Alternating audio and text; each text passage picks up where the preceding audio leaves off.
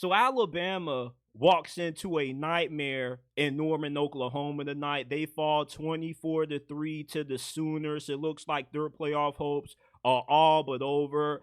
And this was so random of a game for Alabama to play their worst football because after they lost to Tennessee and they destroyed LSU on the road. They destroyed Missouri. You would have thought that this team was back heading in the right direction. They were going to cruise to the college football playoffs because Oklahoma was on the verge of having the worst season that they've had in 26 years. And you know how Oklahoma won this game is that their defense, which has kept them in the majority of close games that they've been in, played absolutely incredible tonight. Jalen Milroe, when he can't run, he sucks at quarterback. He can't throw accurately. He makes really bad decisions, and he's a one-read quarterback. I saw Colin Cowherd put a tweet out earlier today talking about he was talking to some anonymous scouts and GM, and they say that he could be the second quarterback taken off the board. What have you seen out of Jalen Milroe this year that makes you go, oh, yeah, this dude is a bona fide first-round pick? Because if anything, I see a quarterback that may need to be on the bench after what transpired this week. Jalen Milroe, and not just him, but this entire Alabama team, they've been up and down all season. They're one of those teams that isn't what their record shows because you don't really know what team this is. You can see a team that looks like one of the best in all of college football, like what you did the first three quarters against Georgia. Then, you know, they end up looking like an abomination in the second half against Georgia, and that makes you think that Alabama's overrated. And tonight, everything that could have went wrong for the Tide went wrong and then some. Because Jalen Milroe, when he can't run, he's ineffective, which means that the entirety of your offense is ineffective because a lot of your offensive success hinges on Jalen Milroe. When he can get going in the ground game, it helps those running backs get going. But Alabama couldn't get the run game going.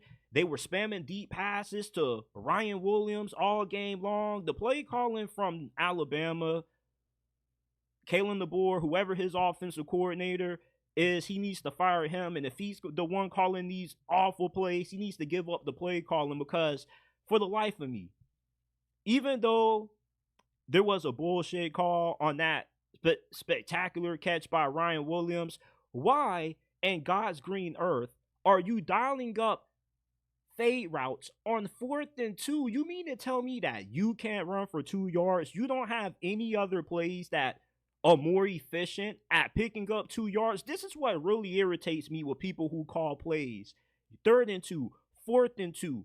Why are we going for 15, 50-yard bombs downfield when we only need 2 yards to move the chains? This is do or die at this point. You should be worried about extending the drive, not trying to get a big play on 4th and 2. That's not smart football. I would never understand that. And I understand that being the OC, there's a lot that comes with it, but sometimes these guys just try to outthink it, and you end up having these aggressive calls that backfire when you just could have played smarter football and tried to move the chains instead of trying to go for these big shots downfield. So although it was a legal touching on that Ryan Williams touchdown, it was still an awful play call. You never should have tried to go for that in the first place. Just pick up the 2 yards, keep the drive alive, and we worry about trying to get big plays later on once we move the chains and get some more downs. But I don't know what really was called on that Ryan Williams touchdown that got called back because they said it was a legal touching, but the dude who was out of bounds wasn't even involved in the play. And these were the same referees that, you know, had that stupid penalty that they overturned against Georgia and Texas. I mean, this refereeing crew needs to be fired.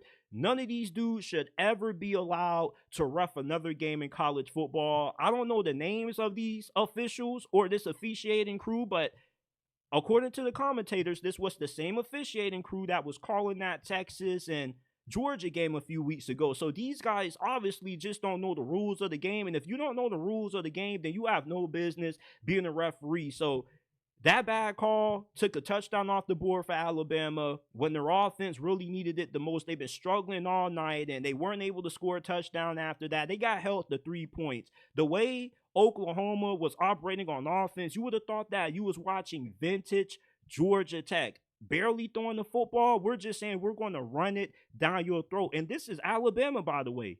Alabama at the level that they recruit, you don't expect for Oklahoma, a team that just came from the Big 12, a team that has had the worst offense in the SEC all season long, to just be pounding, going to pound town on you on the ground. I mean, this was absolutely insanity. I mean, Alabama has been an inconsistent team all season long. This is the first time since 2010 they have 3 losses in a year. And I was just really surprised at how just Oklahoma just pushed Alabama around. 257 rushing yards on 50 attempts is insanity. And for Alabama, this just was a nightmare. But this season has been a nightmare, from losing to Vanderbilt to thinking that you're heading in the right direction, just to fall flat in your face like this. Are you even going to be able to beat Auburn next week? I mean, listen, I'm still a Kalen DeBoer believer, but I at least thought that he could get this team to the playoffs.